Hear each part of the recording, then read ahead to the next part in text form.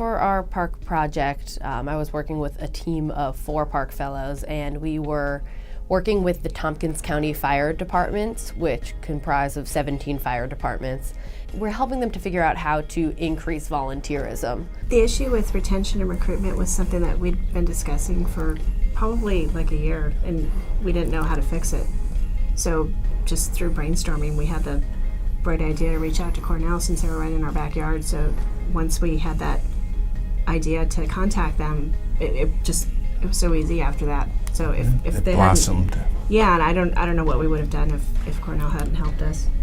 What we've done is tried to establish ways to improve recruitment and retention, and really kind of look for ways to, whether it's gather funding, look at different incentives, or really just figure out ways to get more people through the door, trained and onboarded, because the towns themselves are facing sort of a declining group of first responders, and what we're trying to do is combat that. So we created implementation plans, pretty detailed, of what they had to do and when in order to make these ideas a reality. One of the things we found early on was a grant program from New York State for recruitment and retention. So we're going to use a lot of the information that they gathered to apply for that grant.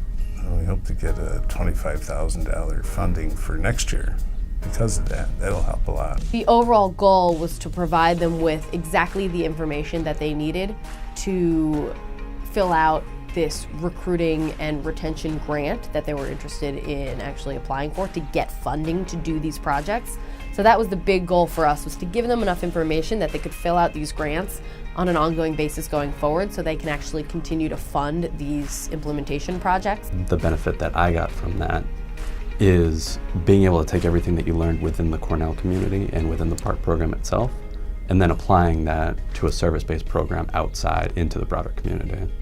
This experience ties very nicely into a lot of what we do in the Park Fellow program.